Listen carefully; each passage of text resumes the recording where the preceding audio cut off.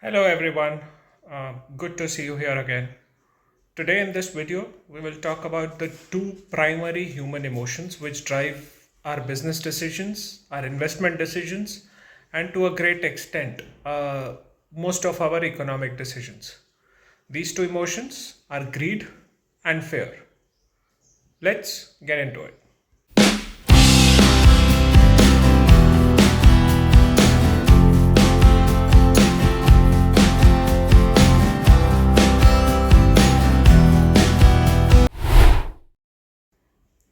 So, what does greed and fear as emotions make us do? Let's take greed first. As investors, greed makes us invest in stocks without thinking it over, without having a logical reason for investing, and simply because everyone else is doing it and seems to be making money out of it. In fear, as investors, we lose out on investing opportunities. We lose out on investing money when the stocks are available at very attractive prices, and so on and so forth. Now, this is exactly what is happening with stocks like IREDA, with NHPC, and all the PSU stocks, especially in the energy sector. Uh, People are greedy. There is a lot of Me Too going on there. There's a lot of exuberance bordering on madness, and also the numbers simply don't add up. So what is driving all these investors, retail investors in these stocks? It's the emotion called greed. So at this point, when greed is the primary driving factor, all these stocks are going up and will continue growing up. Slowly and steadily, this emotion of greed will turn into one of fear. It will start with skepticism and then it will turn into fear. And that is when the reverse will happen. That is when the stocks will hit lower circuits, and that is when all the retail investors will be left holding the bag. And this is a cycle. It has happened umpteen number of times, and it will continue happening as long as the human emotions will rule the decisions.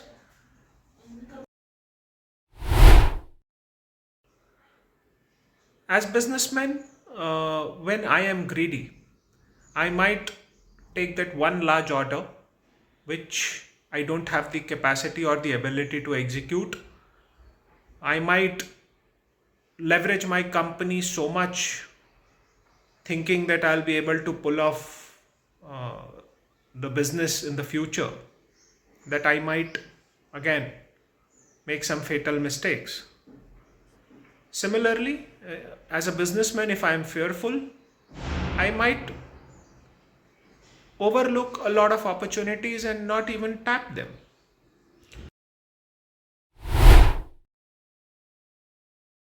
So, what is the ideal situation for both of us? For the investor as in the businessman?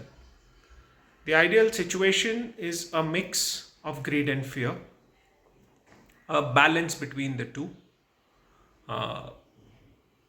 Greed makes us stretch a little more than what we think we can, and at the same time, fear helps us ensure we don't take fatal risks and decisions which will really cause a lot of harm in the long run. So that is where having a mentor or a co-founder comes into the picture. The mentor or the co-founder should be temperamentally opposite to what you are, and of course, he should also be a person who's not afraid to speak his mind and to question your judgment. So, to cut the long story short, greed and fear will continue to be the primary driving emotions, and as long as they are the driving emotions, these cycles of booms and busts and recessions will continue. We as human beings can look at our history, can look at what has happened before, can consult with our mentor, with our co-founder, with our partner, and be ready to make the best out of both the situations and both the feelings. So, what do you and me as businessmen, as investors, can do? One, uh, have a sounding board, have a mentor, have a coach who's neutral, who has seen multiple cycles, and who can actually be a reflection of your emotion and tell you what your decision making is based on, whether it is based on pure rational, clear cold thoughts, well thought out strategies, or whether it is purely based on optimism, which is, sky high. In addition to having a coach, we can also look at history.